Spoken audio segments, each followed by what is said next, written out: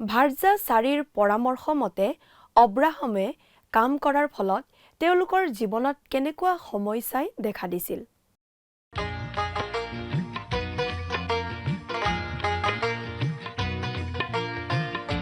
আজিৰে পবিত্ৰ ক্ষণতে উজ্বলি উঠা খ্ৰীষ্টৰ জ্যোতি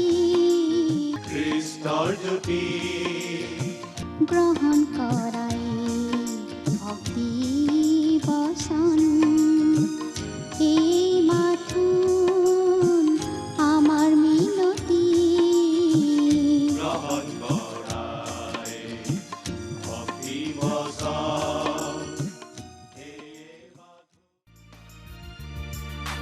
যিছু মোক ভাল পোৱা মোৰ বাবে প্ৰাণ দিলা যিছু মোক ভাল পোৱা মোৰ বাবে প্ৰাণ দিলা ক্ৰুচতে তেজ বোৱা ক্ৰুচতে তেজ বোৱা পাপ মোৰ ধুই নিলা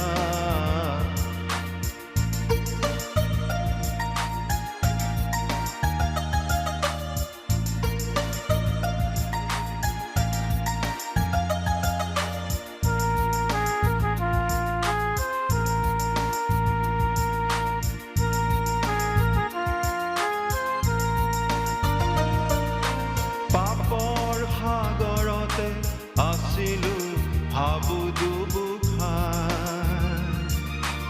অবাতে গৈছিলো পথ মোৰ বিচাৰি নাপায় পাপৰ সাগৰতে আছিলো ভাবু দুবুখাৰ অবাতে গৈছিলো পথ মোৰ বিচাৰি নাপায় তুমি আহি প্ৰেম কৰি তুমি আহি প্ৰেম কৰি নতুন জীৱন মোক দিলা যিছু মোক ভাল পোৱা মোৰ বাবে প্ৰাণ দিলা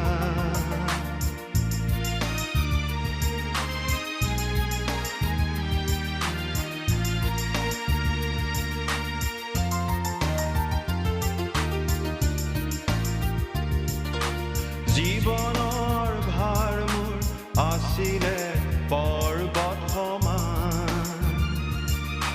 তোমাৰ আশ্ৰয়তে পালোহি মই বিশ্ৰাম জীৱনৰ ভাৰ মোৰ আছিলে পৰ্বত সমান তোমাৰ আশ্ৰয়তে পালোহি মই বিশ্ৰাম এন্ধাৰো আঁতৰি গ'ল এন্ধাৰো।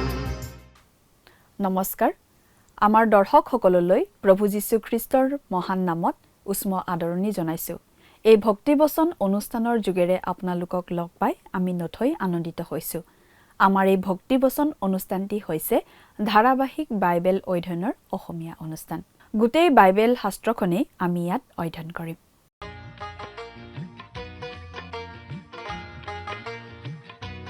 প্ৰিয় দৰ্শক, যোৱা অনুষ্ঠানত বাইবেলৰ প্ৰথমখন পুস্তক অৰ্থাৎ আদি পুস্তকৰ 15 নম্বৰ অধ্যায়ৰ 5 নম্বৰ পদৰ পৰা 21 নম্বৰ পদলৈকে পঢ়ি তাৰ ভিত্তিতেই আলোচনা আগবঢ়োৱা হৈছিল। আজি এই আদি পুস্তকৰ 16 নম্বৰ অধ্যায়ৰ 1 নম্বৰ পদৰ পৰা 17 নম্বৰ অধ্যায়ৰ 2 নম্বৰ পদলৈকে আমি চাব খুজিছোঁ। আদি পুস্তকৰ 12 নম্বৰ অধ্যায়ৰ পৰা আমি এতিয়ালৈকে বিশ্বাসৰ বীৰ অব্ৰাহামৰ কথা পাই আছোঁ।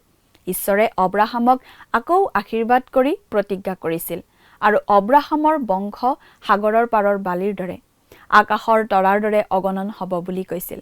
কিন্তু অব্ৰাহামৰ ভাৰ্যা চাৰি আছিল বন্ধ্যা। চাৰিয়ে দিয়া পৰামৰ্শ মতে কাম কৰি অব্ৰাহামে নিজৰ পৰিয়ালত এটা বেদনা ভৰা অধ্যায়ৰ পাতক মেলিছে। কিন্তু তাত ঈশ্বৰৰ অনুমোদন নাছিল। ভাৰ্যা চাৰিৰ পৰামৰ্শ মতেহে তেওঁ সেই কাম কৰিছিল আৰু তাৰ ফলত সমস্যাৰ সৃষ্টি হৈছিল। এয়া অব্ৰাহামৰ মানুহ হিচাপে আন এটা বিফলতা বুলি ক'ব পাৰি। কিন্তু সেই কথাও কোনো লোকঢাক নকৰাকৈ বাইবেলত বৰ্ণোৱা আছে। আদিপুস্তকৰ 16 নম্বৰ অধ্যায়ত আমি অব্ৰাহামৰ সেই কথা পঢ়িবলৈ পাওঁ। আহকচোন এতিয়া আমি অধ্যায়টোৰ মাজলৈ আগবাঢ়ি যাওঁ। প্ৰিয় শ্ৰোতা, আমি আদিপুস্তকৰ এই 16 নম্বৰ অধ্যায়টো পঢ়িলে আমাৰ এনেকুৱা লাগে যে এই অধ্যায়টো বাইবেলত নথকা হ'লেই কিজানি ভাল আছিল। 15 নম্বৰ অধ্যায়ত অব্ৰাহাম অতি উচ্চ শিখৰত আৰোহণ কৰি আছিল আৰু তেওঁ আত্মিকভাৱে অতি উচ্চ পৰ্যায়ৰ জীৱন উপভোগ কৰিছিল। কিন্তু তেওঁ সম্পূৰ্ণ শুদ্ধ ব্যক্তি নাছিল। আমি 16 নম্বৰ অধ্যায়ত দেখিবলৈ পাওঁ ছাৰা আৰু হাগাৰৰ সম্বন্ধৰ ক্ষেত্ৰত এই মানুহজনৰ বিফলতাৰ কথা। হাগাৰ আছিল মিছৰীয়া দাসী। ইয়াত আমি ছাৰা আৰু অব্ৰাহাম দুয়োৰো অবিশ্বাসৰ কথাটো দেখিবলৈ পাওঁ আৰু ইছমাইলৰ জন্মৰ কথা পাওঁ। আগৰ অধ্যায়টোৰ ইমান সুন্দৰ অভিজ্ঞতাৰ পাছত নিঃসন্দেহে এই অধ্যায়টোৰ ঘটনা যথেষ্ট হতাশজনক। বাইবেলৰ পৰা পাঠ কৰি দিম। 16 নম্বৰ অধ্যায়ৰ 1 নম্বৰ পদ। অব্ৰামৰ ভাৰ্যা চাৰিয়ে তেওঁলৈ সন্তান প্ৰসৱ কৰা নাছিল আৰু হাগাৰ নামেৰে চাৰিৰ এজনী মিছৰীয়া বেটী আছিল। অব্ৰাহামে মিছৰত দুটা বস্তু অৰ্জন কৰিছিল, যি দুটাই তেওঁক সঁচাকৈ বহু সমস্যাত পেলাইছিল। এটা আছিল ধন সম্পত্তি আৰু আনটো আছিল সেই মিছৰীয়া দাসীগৰাকী। 2 নম্বৰ পদ। তাতে চাৰিয়ে অব্ৰামক ক'লে, দেখা, সন্তান প্ৰসৱ নকৰিবৰ নিমিত্তে জিহুৱাই মোক বন্ধা কৰিলে। মই মিনতি কৰোঁ, তুমি মোৰ বেটীত গমন কৰা, তাতে কিজানি মই তাইৰ দ্বাৰাই সন্তান পাম। তেতিয়া অব্ৰাম চাৰিৰ কথাতে মান্তি হ'ল। ছাৰাই দিয়া পৰামৰ্শটো সেই সময়ৰ এটা প্ৰচলিত প্ৰথা আছিল। ভাৰ্যাৰ সন্তান নজন্মিলে উপপত্নীৰ সহায় লোৱা হৈছিল। এই কথাত ঈশ্বৰৰ সন্মতি আছিল বুলি আমি ভাবিব নালাগে। আচলতে এই কথাত ঈশ্বৰৰ অনুমোদন নাছিল। এইটো ছাৰাৰহে চিন্তা আছিল আৰু অব্ৰাহামে সেইটোকেই শুনিছিল। তেওঁ পৰিয়ালৰ মুৰব্বী হিচাপে থকা তেওঁৰ স্থান এৰি দি ভাৰ্যাৰ পৰামৰ্শমতেই কাম কৰিছিল। এতিয়া 3 নম্বৰ পদটো চাওঁ। তাতে অব্ৰামে কনান দেশত নিবাস কৰাৰ 10 বছৰৰ মূৰত অব্ৰামৰ ভাৰ্যা চাৰিয়ে তেওঁৰ বেটী মিছৰীয়া হাগাৰক নি তেওঁৰ স্বামী অব্ৰামৰ তিৰোতা কৰি দিলে। সেই মিছৰীয়া দাসীগৰাকী অব্ৰাহামৰ উপপত্নী হ'ল, কিন্তু ঈশ্বৰৰ ইচ্ছা অনুসাৰে নহয়। সেই সন্তান ঈশ্বৰে গ্ৰহণ নকৰে, কৰাও নাছিল। কিয়? কাৰণ সেইটো ভুল কাম আছিল। ঈশ্বৰে সেইটোত অনুমোদন জনোৱা নাছিল। বাইবেলত এই কথাটো উল্লেখ কৰা হৈছে কাৰণ এইটো এটা ঐতিহাসিক ঘটনা আৰু ঘটনাটোৰ বিষয়ে কেৱল আমাক জনাই দিয়া হৈছে। 4 নম্বৰ পদ। পাছে অব্ৰামে হাগাৰত গমন কৰিলত তাই গৰ্ভৱতী হ'ল। তাতে তাই নিজকে গৰ্ভৱতী হোৱা জানি তাইৰ গৰাকীয়নীক তাইৰ আগত নিঃ যেন কৰিলে। অব্ৰাহামৰ সন্তান জন্ম দিব পাৰি হাগাৰে ছাৰাক অৱহেলাৰ মনোভাৱ দেখুৱাবলৈ ধৰিলে। 5 নম্বৰ পদ। তেতিয়া চাৰিয়ে অব্ৰামক ক'লে, মোলৈ কৰা এই অন্যায়ৰ নিমিত্তে তুমি দায়ী। ময়েই মোৰ বেটীক তোমাৰ বুকুত দিলোঁ, কিন্তু তাই এতিয়া নিজকে গৰ্ভৱতী হোৱা জানি মোকেই হেয় জ্ঞান কৰিছে। জিহুৱাই মোৰ আৰু তোমাৰ সুধ বিচাৰ কৰক। এই পদটো আমি এৰাই চলিব নালাগে। এই ঘটনাটোত ঈশ্বৰৰ অনুমোদন আছিল বুলি আমি ধৰিব নালাগে। ঈশ্বৰে কৈছে এইটো ভুল কাম, আৰু এতিয়া ছাৰাই বুজি পালে কামটো ভুল হ'ল বুলি। মোলৈ কৰা এই অন্যায়ৰ নিমিত্তে তুমি দায়ী। নাই, ছাৰাৰ ভুল হৈছিল। এই কথাটো ঈশ্বৰে গ্ৰহণ নকৰে।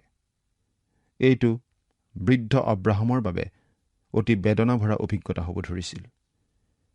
কিন্তু অব্ৰাহাম আৰু ছাৰাই আচলতে যেনেদৰে ঈশ্বৰত ভৰসা কৰা উচিত আছিল তেনেদৰে তেওঁলোকে ভৰসা কৰি চলা নাছিল। সেই সময়ত অব্ৰাহাম প্ৰায় 90 বছৰীয়া আৰু ছাৰা প্ৰায় 80 বছৰীয়া আছিল। তেওঁলোকৰ সন্তান আৰু জন্মাৰ আশা নাই বুলি তেওঁলোকে ধৰি লৈছিল। ছাৰাই হয়তো এনেদৰে ক'ব পাৰিলেহেঁতেন, কিজানি ঈশ্বৰে আমাক এনেদৰেই কৰাটো বিচাৰিছে, আজিকালিৰ নিয়মটো এনেকুৱাই, হয়তো তেওঁ তেনেদৰে কৈছিল। এৰা, সেইটো সেই সময়ৰ নিয়ম আছিল, কিন্তু সেইটো ঈশ্বৰৰ ইচ্ছামতে কাম কৰাৰ বিপৰীত আছিল। বাইবেলত কিবা এটা লিখা থাকিলেই সেইটো ঈশ্বৰৰ অনুমোদন থকা কথা বুলি ধৰি ল'লে আমি ভুল কৰা হ'ব। বাইবেলখন ঈশ্বৰ নিশ্বাসিত, মানে ইয়াত লিখা কথাবোৰ সঠিক বিৱৰণী, কিন্তু ঈশ্বৰে অনুমোদন নজনোৱা কাম আৰু ঘটনা কিছুমানো বাইবেলত লিপিবদ্ধ আছে, কাৰণ ঘটনাৰ শুদ্ধ বিৱৰণী দিবই লাগিব। আচলতে আমি ইয়াত আমাৰ বাবে প্ৰয়োজনীয় আত্মিক শিক্ষাটোহে চাব লাগিব। অব্ৰাহাম আৰু ছাৰাই কৰা এই কাৰ্যটো সেই সময়ৰ প্ৰচলিত প্ৰথাৰ বিপৰীতে নাছিল। গতিকে সমাজে দেখাত তেওঁলোকে একো বেয়া কাম কৰা নাছিল। কিন্তু ভয়ংকৰ কথাটো এইয়ে যে তেওঁলোকে ঈশ্বৰত বিশ্বাস ৰখা নাছিল। অব্ৰাহামে ছাৰাৰ দাসীগৰাকীক গ্ৰহণ কৰি যি কাম কৰিছিল সেইটো পাপ আছিল, আৰু ঈশ্বৰেও সেইটো পাপ হিচাপেই ধৰিছিল। কিন্তু আচলতে উপপত্নী ৰখাটোতকৈ ঈশ্বৰৰ প্ৰতি অবিশ্বাস প্ৰদৰ্শন কৰাটোহে বেছি ডাঙৰ পাপ হৈছিল। ঈশ্বৰৰ প্ৰতি অবিশ্বাস প্ৰদৰ্শন কৰিহে অব্ৰাহাম সেই কামত লিপ্ত হৈছিল। 6 নম্বৰ পদ, তাতে অব্ৰামে ছাৰীক ক'লে, দেখা, তোমাৰ বেটী তোমাৰ হাততেই, এতেকে যিহকে ভাল দেখা তাকে তাইলৈ কৰা। তেতিয়া ছাৰীয়ে হাগাৰক দুখ দিবলৈ ধৰিলত তাই তেওঁৰ পৰা পলাই গ'ল। হাগাৰ পলাই গ'ল, আৰু এই কাৰ্যটোৱে আচলতে তাইৰ লগতে তাইৰ গৰ্ভত থকা সন্তানৰো মৃত্যু হোৱাৰ নিশ্চয়তা আছিল। 7 নম্বৰ পদ, পাছে জিহুৱাৰ দূতে অৰণ্যৰ মাজত এটা জলৰ ভুমুকৰ ওচৰত, অৰ্থাৎ চুৰৰ বাটত থকা ভুমুকৰ ওচৰত। আমাৰ এনে ভাৱ হয় যে ইয়াত জিহুৱাৰ দূত বুলি যে কোৱা হৈছে, তেওঁ মানুহ হিচাপে জন্ম লোৱাৰ আগৰ প্ৰভু যীশুখ্ৰীষ্ট। এইটো তেওঁৰ এটা বৈশিষ্ট্য। তেওঁ সদায় হেৰুৱাজনক বিচাৰি যায়। হাগাৰ ঘৰৰ পৰা বহু দূৰ আঁতৰি গৈছিল। 8 পৰা 10 নম্বৰ পদ, তাইক পাই ক'লে, হে ৰাব, ছাৰীৰ বেটী হাগাৰ, তুমি ক'ৰ পৰা আহিছা আৰু কলৈ নোযোৱা? তাতে তাই ক'লে, মই মোৰ গৰাকীয়নী ছাৰীৰ ওচৰৰ পৰা পলাই আহিছোঁ। তেতিয়া জিহুৱাৰ দূতে তাইক ক'লে, তুমি তোমাৰ গৰাকীয়নীৰ ওচৰলৈ উভতি গৈ তেওঁৰ বশীভূত হোৱা। জিহুৱাৰ দূতে তাইক আৰু ক'লে, মই তোমাৰ বংশ ইমান অধিককৈ বৃদ্ধি কৰিম যে বাহুল্যৰ গুণে তাক গণিবই নোৱাৰা হ'ব। গালাতিয়াবিলাকলৈ লিখা পত্ৰত পাচনি পৌলে এইটো এটা ৰূপক হিচাপে ব্যৱহাৰ কৰিছে। তেওঁ তাত হাগাৰ আৰু হাগাৰৰ সন্তানক চিনয় পৰ্বতৰ লগত তুলনা কৰিছে, য'ত মুচিৰ যোগেদি বিধান দিয়া হৈছিল, আৰু তেওঁ নীতি নিয়মৰ বন্ধনৰ কথাটো বুজাইছিল। তাৰ পাছত তেওঁ ছাৰাক মুক্ত বুলি দেখুৱাইছে। ইয়াত মন কৰিবলগীয়া কথাটো এইয়ে যে ছাৰাহে অব্ৰাহামৰ ভাৰ্যা। আজিকালি মানুহে লগত অলপ বেলেগ কিবা কিবি যোগ দিব বিচাৰে। মানুহে পৰিত্ৰাণ লাভৰ বাবে বিধানৰ অধীন হ'ব বিচাৰে। কিন্তু খ্ৰীষ্টীয় বিশ্বাসী হিচাপে আমি খ্ৰীষ্টৰ সৈতে সংযুক্ত হ'লো। খ্ৰীষ্টীয় মণ্ডলী খ্ৰীষ্টৰ বাগদত্তা কইনা। পাচনি পৌলে কৈছে যে এদিন খ্ৰীষ্টীয় মণ্ডলী খ্ৰীষ্টৰ পবিত্ৰ কুমাৰী কইনা হ'ব। গতিকে বিধানৰ অধীন হ'বলৈ চেষ্টা কৰা উচিত নহয়। আমাক আচলতে বিধানৰ প্ৰয়োজন নাই। ই হাগাৰৰ নিচিনা। পৌলে গালাতিয়া পত্ৰত এই কথাটোকেই বুজাবলৈ চেষ্টা কৰিছে। এই ঘটনাটো ছাৰাৰ লগতে অব্ৰাহামৰ বাবে ভৱিষ্যতে অতি দুখৰ কাৰণ হ'ব। হাগাৰে উভতি আহি এটা সন্তান জন্ম দিলে, সেইটো অব্ৰাহামৰ সন্তান। 11 আৰু 12 নম্বৰ পদ পঢ়িম। জিহুৱাৰ দূতে আকৌ তাইক ক'লে, দেখা, তুমি গৰ্ভৱতী হৈছা আৰু এটি পুত্ৰ প্ৰসৱ কৰিবা। তুমি তাৰ নাম ইছমাইল ৰাখিবা, কিয়নো জিহুৱাই তোমাৰ দুখৰ কথা শুনিলে। সি মানুহৰ মাজত বনৰীয়া গাধৰ দৰে হ'ব। তাৰ হাত সকলো মানুহৰ বিৰুদ্ধ, আৰু সকলো মানুহৰ হাত তাৰ বিৰুদ্ধ হ'ব, আৰু সি আপোনাৰ আটাই ভাইবিলাকৰ সন্মুখত বসতি কৰিব। আপুনি বাৰু যোৱা 4000 বছৰৰ মধ্যপ্ৰাচ্যৰ পটভূমিত এই পদটো চিন্তা কৰি চাইছেনে? তাত আজি কি ঘটি আছে? ইছমাইলৰ বংশৰ লোকবিলাক অঘৰী, বেডুইন, আৰু এই ক্ষেত্ৰত ঈশ্বৰৰ ভাৱবাণী ফলিয়াইছে। তেওঁলোকে নিজকে অব্ৰাহামৰ সন্তান বুলিয়েই ক'ব, কিন্তু তেওঁলোক ইছমাইলৰ যুগেৰে হোৱা সন্তান। তেওঁলোকৰ সম্বন্ধ ইছমাইলৰ যোগেদিহে।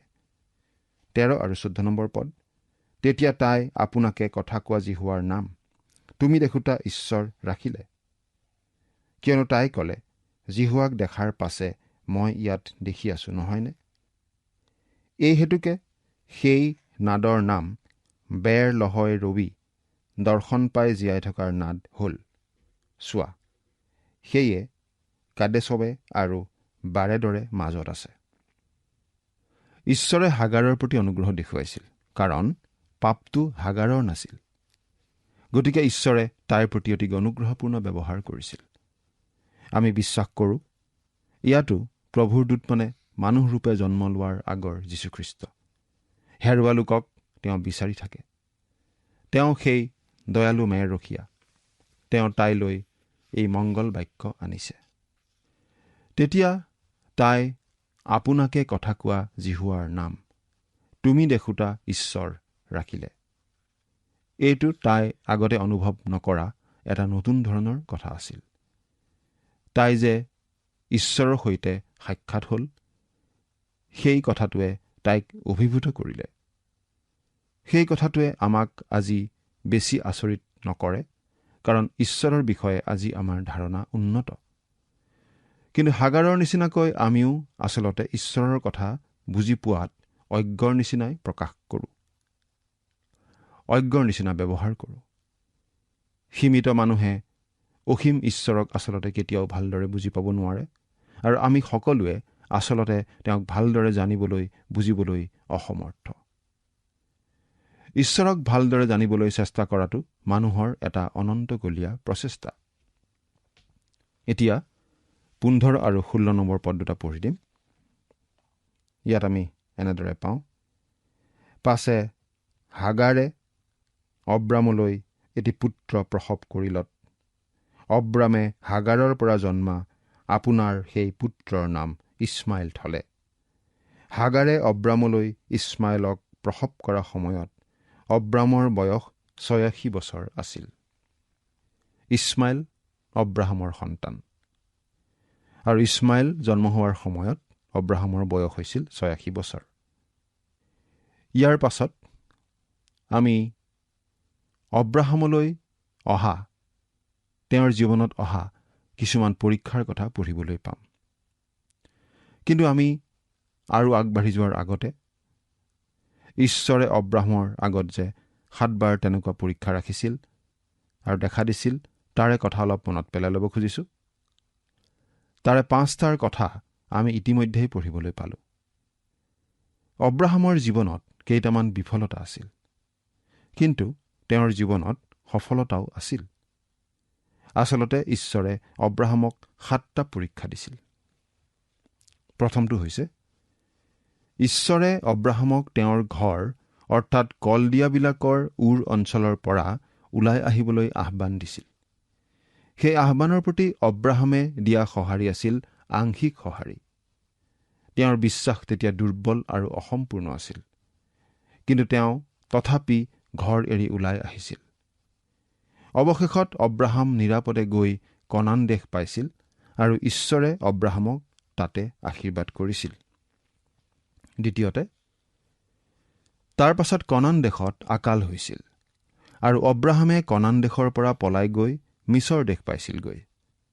তাতে তেওঁ পাইছিল প্ৰচুৰ ধন সম্পত্তি আৰু দাসী হাগাৰ, আৰু এই দুয়োটাই তেওঁৰ বাবে পাছত উজুতি খোৱা গছৰ মূঢ়া যেন হৈছিল। তৃতীয়তে, অব্ৰাহামক যথেষ্ট ধন সম্পত্তি দিয়া হৈছিল, আৰু সেইটো তেওঁৰ বাবে সঁচাকৈ এটা ডাঙৰ পৰীক্ষা আছিল। বহুতো মানুহক প্ৰচুৰ ধন সম্পত্তি, ঐশ্বৰ্য বিভূতি আদিয়ে পতনৰ পথলৈ নিয়া আমি দেখি থাকোঁ। অৱশ্যে সঁচা কথা ক'বলৈ গ'লে ঈশ্বৰে আমাক যি ধৰণৰ পৰীক্ষাত সাধাৰণতে পৰিবলৈ দি থাকে, তাতকৈ তেনেধৰণৰ পৰীক্ষাত পৰিবলৈ দিলেই আমি নিশ্চয় বেছি ভাল পালোহেঁতেন। অৰ্থাৎ ধন সম্পত্তিৰ যোগেদি অহা পৰীক্ষাত পৰিবলৈ পালেই মানুহে নিশ্চয় বেছি ভাল পালেহেঁতেন। কিন্তু আমি ভাবোঁ যে ঈশ্বৰে আমাক ধন সম্পত্তিৰ ক্ষেত্ৰত নিশ্চয় বিশ্বাসত ল'ব নোৱাৰিলেহেঁতেন। অব্ৰাহামে কিন্তু ধন সম্পত্তিৰ মাজতো ঈশ্বৰক পাহৰি যোৱা নাছিল। আৰু তেওঁ ভতিজাক লুতক অতি উদাৰভাৱে আৰু মহানুভৱতা প্ৰদৰ্শন কৰি দান কৰিছিল। ধন সম্পত্তিৰ ফলস্বৰূপেই তেওঁ ভতিজাক লুতৰ পৰা পৃথক হ'ব লগা হৈছিল আৰু ঈশ্বৰে তেওঁক আকৌ দেখা দিছিল। চতুৰ্থতে, অব্ৰাহামক ক্ষমতা দিয়া হৈছিল পূবৰ ৰজাকেইজনক পৰাস্ত কৰিবলৈ। এইটো অব্ৰাহামৰ বাবে নিঃসন্দেহে এটা ডাঙৰ পৰীক্ষা আছিল, কাৰণ তেওঁ এজন যুদ্ধ কৰা বীৰ হৈ পৰিছিল, যুদ্ধ জয় কৰা বীৰ হৈছিল। কিন্তু মলকিছেদক নামৰ পুৰোহিতজনে অব্ৰাহামক দেখা কৰিছিল আৰু আমি ভাবোঁ সেই কথাটোৱেই অব্ৰাহামক শক্তি প্ৰদান কৰিছিল। গতিকে তেওঁ ছদোমৰ ৰজাৰ পৰা লুটদ্ৰব্যৰ ভাগ ল'বলৈ অস্বীকাৰ কৰিব পাৰিছিল। তাৰ পাছত ঈশ্বৰে অব্ৰাহামক দেখা দিছিল আৰু তেওঁক উৎসাহিত কৰিছিল। পঞ্চমতে, ঈশ্বৰে অব্ৰাহামক ভাৰ্যা ছাৰাৰ যোগেদি সন্তান দিয়াত পলম কৰি আছিল। অব্ৰাহাম নিশ্চয় অতি অধৈৰ্য হৈ পৰিছিল। গতিকে ভাৰ্যা ছাৰাৰ খেচখেচনিত সঁহাৰি দি অব্ৰাহামে কথাটো নিজে হাতত লৈছিল আৰু তেওঁ ঈশ্বৰৰ ইচ্ছাৰ গণ্ডিৰ পৰা বাহিৰ হৈ গৈছিল। তাৰ ফলস্বৰূপে হাগাৰৰ যোগেদি ইছমাইলৰ জন্ম হ'ল। ইছমাইলৰ বংশধৰসকলে আজিও ইছৰাইল জাতিক আমনি কৰি অশান্তি দিয়েই আছে। তেওঁলোকে তেনেদৰে আমনি কৰিয়েই থাকিব। পৃথিৱীত খ্ৰীষ্টৰ 1000 বছৰীয়া শাসনৰ দিন নহা পৰ্যন্ত তেওঁলোকে এনেদৰে আমনি কৰি থাকিব। অব্ৰাহামৰ 7টা পৰীক্ষাৰ বাকী 2টা পৰীক্ষা আমি পাম 18 নম্বৰ অধ্যায়ত থকা ছদোম আৰু গমোৰাৰ ধ্বংসৰ সময়ত, আৰু 22 নম্বৰ অধ্যায়ত তেওঁৰ পুত্ৰ ইছহাকক বলি দিয়াৰ ক্ষেত্ৰত। ইয়াৰ পাছত আমি 17 নম্বৰ অধ্যায়ৰ পিনে আগবাঢ়িব খুজিছোঁ। বহুতো লোকে ক'ব খোজে যে 17 নম্বৰ অধ্যায়টো আদি পুস্তকৰ সকলোতকৈ মন কৰিবলগীয়া অধ্যায়। ইয়াত ঈশ্বৰে অব্ৰাহামৰ লগত এটা চুক্তি কৰা আমি দেখিবলৈ পাওঁ আৰু তেওঁক এটি পুত্ৰ দিব বুলি কৰা প্ৰতিজ্ঞা পুনৰ দোহৰা আমি দেখিবলৈ পাওঁ। আৰু ইছমাইল সেই প্ৰতিজ্ঞাৰ পুত্ৰ নহয় বুলিও ঈশ্বৰে জনায়। এফালৰ পৰা চাবলৈ গ'লে এই অধ্যায়টো আদি পুস্তকৰ চাবিকাঠিৰ নিচিনা, গোটেই বাইবেলৰে চাবিকাঠি বুলিও ক'ব পাৰি। অব্ৰাহামৰ সৈতে ঈশ্বৰৰ চুক্তিটো আছিল ঘাইকৈ 2টা বিষয়ক লৈ, সন্তান আৰু দেশ। ঈশ্বৰে অব্ৰাহামৰ আগত এটা নতুন নামেৰে আত্মপ্ৰকাশ কৰিছে, এল ছাদ্দাই, সৰ্বশক্তিমান ঈশ্বৰ। তেওঁ অব্ৰাহামকো এটা নতুন নাম দিছে। এই সময়লৈকে তেওঁৰ নাম আছিল অব্ৰাম, এতিয়া সলনি কৰি দিয়া হ'ল অব্ৰাহাম বুলি। অব্ৰাম মানে উচ্চ পিতৃ আৰু অব্ৰাহাম মানে অগণন লোকৰ পিতৃ। ইছমাইল যে অব্ৰাহামৰ ঈশ্বৰৰ প্ৰতিজ্ঞা অনুসাৰে জন্মা পুত্ৰ নহয়, সেই কথাটো এই অধ্যায়তেই অতি স্পষ্টকৈ কোৱা হৈছে। 17 নম্বৰ অধ্যায়ৰ 1 নম্বৰ পদটো পঢ়ি দিম। অব্ৰামৰ বয়স 99 বছৰ হলত জিহুৱাই অব্ৰামক দৰ্শন দি ক'লে, মই সৰ্বশক্তিমান ঈশ্বৰ, মোৰ আগত চলাচল কৰি সিদ্ধ হোৱা। ইছমাইল জন্মোতে অব্ৰাহামৰ বয়স আছিল 86 বছৰ আৰু 14 বছৰ পাছতহে ইছহাকৰ জন্ম হৈছিল। 2 নম্বৰ পদ, আৰু মই মোৰে তোমাৰে মাজত মোৰ নিয়ম স্থিৰ কৰি তোমাৰ বংশ অতিশয়ৰূপে বৃদ্ধি কৰিম। এই অধ্যায়ত আমি নিয়ম বা চুক্তিৰ কথাটো 13 বাৰ পাওঁ। অধ্যায়টোৰ 27টা পদত 13 বাৰ এই শব্দটো পোৱাৰ দ্বাৰা আমি এই কথাটো বুজি পাওঁ যে ঈশ্বৰে এই নিয়ম বা চুক্তিৰ কথাটোকেই গুৰুত্ব দি কৈ আছে। এইটো ঈশ্বৰে অব্ৰাহামৰ আগত 5ম বাৰ দেখা দিয়া ঘটনা। তেওঁ এইবাৰ দেখা দিছে চুক্তিটো কৰিবলৈ আৰু লগতে তেওঁ অব্ৰাহামক এটি সন্তান দিম বুলি কৰা প্ৰতিজ্ঞাৰ কথাটো পুনৰ দোহাৰিবলৈ। গতিকে ইছমাইলৰ কথাটো ঈশ্বৰে নাকচ কৰাটো স্পষ্ট হৈ পৰিছে। ৰোমিয়াবিলাকলৈ লিখা পত্ৰত পৌলে এই বুলি কৈছে, ৰোমিয়া 4 নম্বৰ অধ্যায়ৰ 19 নম্বৰ পদ চাওঁ। তাত লিখিছে, আৰু বিশ্বাসত দুৰ্বল নহৈ 100 বছৰ বয়সীয়া নিজৰ শৰীৰৰ মৰাৰ নিচিনা অৱস্থালৈ আৰু ছাৰাৰ গৰ্ভৰ মৰাৰ নিচিনা অৱস্থালৈ মন কৰিও। ছাৰাৰ গৰ্ভ আচলতে এটা কবৰৰ নিচিনা আছিল, মৃত্যুৰ ঠাই। কিন্তু মৃত্যুৰ পৰাই জীৱন ওলাল, ইছাকৰ জন্ম হ'ল। পৌলে 4 নম্বৰ অধ্যায়ৰ সামৰণি মাৰিছে প্ৰভু যীশুৰ বিষয়ে কৈ। সেই যীশু আমাৰ অপৰাধৰ নিমিত্তে সমৰ্পিত হ'ল আৰু আমাৰ ধাৰ্মিকতাৰ অৰ্থে তেওঁক তোলা হ'ল। ৰোমিয়া 4 নম্বৰ অধ্যায়ৰ 25 নম্বৰ পদ। মৃত্যুৰ পৰা জীৱন।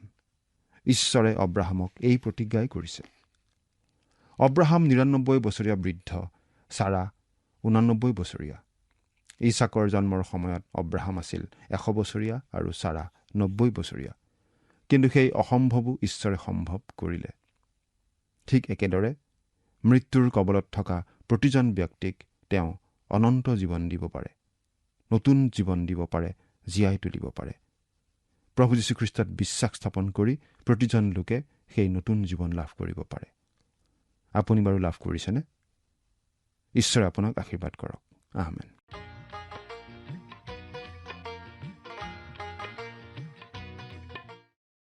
ঈশ্বৰে অব্ৰাহামৰ আগত বিভিন্ন সময়ত প্ৰতিজ্ঞা কৰিছিল যে তেওঁ তেওঁৰ বংশ অতিশয়ৰূপে বৃদ্ধি কৰিব আৰু তেওঁৰ বংশতে পৃথিৱীৰ জাতিবিলাক আশীৰ্বাদপ্ৰাপ্ত হ'ব। ঈশ্বৰে এই প্ৰতিজ্ঞা কৰা সময়ত অব্ৰাহাম আছিল নিঃসহায়। তেওঁৰ ভাৰ্যা ছাৰী আছিল বন্ধ্যা। ইতিমধ্যে তেওঁলোকৰ যথেষ্ট বয়সো হৈছিল আৰু তেনে বৃদ্ধ বয়সত সন্তান জন্ম হোৱাৰ সম্ভাৱনা খুব কমেই থাকে। কিন্তু ঈশ্বৰে অসম্ভৱক সম্ভৱ কৰি দেখুৱাই ভাল পায়, কাৰণ তেতিয়া সেইটো প্ৰকৃততে ঈশ্বৰৰ কাম বুলি স্পষ্ট হৈ পৰে। স্বাভাৱিকভাৱে কিবা এটা ঘটিলে সেইটো স্বাভাৱিকভাৱেই সদায় ঘটি থকা বুলি মানুহে হয়তো ধৰি ল'ব পাৰে। ঈশ্বৰে তেওঁৰ প্ৰতিজ্ঞা পূৰণ কৰাত পলম কৰিছে বুলি ভাবি ছাৰাৰ পৰামৰ্শ মতে অব্ৰাহামে ছাৰাৰ মিছৰীয়া দাসীৰ যোগেৰেই এটি সন্তান লাভ কৰে। তাত ঈশ্বৰৰ অনুমোদন নাছিল। সেইটো আছিল অব্ৰাহাম আৰু তেওঁৰ ভাৰ্যা ছাৰাই নিজে লোৱা সিদ্ধান্ত। সেই সময়ৰ প্ৰচলিত প্ৰথা মতেই সেই কাম তেওঁলোকে কৰিছিল। কিন্তু সেইটো ঈশ্বৰৰ হাতৰ কৰ্ম নহয়, এটা স্বাভাৱিক প্ৰক্ৰিয়াৰে হোৱা এটা ঘটনা মাত্ৰ আছিল। ভাৰ্যা ছাৰাৰ যোগেৰে অব্ৰাহামৰ এটি সন্তান হ'ব বুলি যেতিয়া ঈশ্বৰে শেষত জনাইছিল, তেতিয়া অব্ৰাহামৰ বয়স আছিল 99 বছৰ আৰু ছাৰা আছিল 89 বছৰীয়া বৃদ্ধা। এই কথা শুনি ছাৰায়ে বিশ্বাস কৰিবলৈ টান পাই হাঁহিছিল। কিন্তু ঈশ্বৰে কৰা প্ৰতিজ্ঞা মতেই ছাৰায়ে সন্তান জন্ম দিলে, সেই বৃদ্ধা অৱস্থাতেই। ছাৰাৰ গৰ্ভ আছিল কবৰৰ নিচিনা, মৃত্যুৰ প্ৰতীক। কিন্তু তাৰ পৰাই জীৱন উৎপন্ন কৰি ঈশ্বৰে দেখুৱালে, অসম্ভৱক সম্ভৱ কৰিলে। ঈশ্বৰে কৰা প্ৰতিজ্ঞা পূৰণ হ'ল। যদিও প্ৰথমে প্ৰতিজ্ঞা কৰা সময়ৰ পৰা বহু বছৰ পাৰ হৈ গৈছিল আৰু অব্ৰাহাম আৰু ছাৰায়েও হয়তো আশা এৰি দিছিল, কিন্তু ঈশ্বৰে তেওঁৰ কথা মতে কাম কৰিলে। ছাৰাৰ কবৰ সদৃশ গৰ্ভতেই তেওঁ সন্তান জন্ম দিলে। পৰৱৰ্তী অনুষ্ঠানত পুনৰ লগ পোৱাৰ আশাৰে আজিলৈ আমি ইমানতেই সামৰিব খুজিছোঁ। আহকচোন সামৰণিত পৰমপিতা পৰমেশ্বৰৰ ওচৰত খন্তেক প্ৰাৰ্থনাত মূৰ দুৱাওঁ। স্বৰ্গত থকা অতি মৰমীয়াল দয়ালু পিতৃ ঈশ্বৰ, ধন্য হওক প্ৰভু তোমাৰ নাম। প্ৰভু হেমতে প্ৰাৰ্থনা কৰিছোঁ প্ৰত্যেকজন দৰ্শকসকলৰ বাবে। তেওঁলোকৰ জীৱনত প্ৰভু তুমি প্ৰচুৰ পৰিমাণে আশীৰ্বাদ কৰা আৰু প্ৰভু তোমাৰ বাক্য বুজি পোৱাত তেওঁলোকক তুমি সহায় কৰা আৰু যাতে তোমাৰ বাক্যত তুমি যেনেদৰে বাৰ্তাসমূহ প্ৰভু দিছা, যি বিশেষ বাৰ্তা, সেই বাৰ্তা প্ৰভু তেওঁলোকে যাতে ল'ব পাৰিব আৰু সেইমতে যাতে নিজৰ জীৱনত ব্যৱহাৰ কৰিব পাৰিব, তেনে আশীৰ্বাদ কৰা। এই সকলো যত্ন মহান ত্ৰাণকৰ্তা প্ৰভু যীশুখ্ৰীষ্টৰ নামত অৰ্পণ কৰিলোঁ। আমেন। যোৱা অনুষ্ঠানত প্ৰচাৰিত প্ৰশ্নটিৰ শুদ্ধ উত্তৰটো হৈছে অপশ্যন এ, কনান। আজিৰ অনুষ্ঠানৰ ওপৰত আধাৰিত প্ৰশ্নটি হৈছে ঈশ্বৰে অব্ৰাহামৰ জীৱনত কিমানটা পৰীক্ষা আনি দিছিল? অপশ্যন এ 3টা, অপশ্যন বি 7টা, অপশ্যন চি 9টা, অপশ্যন ডি 11টা।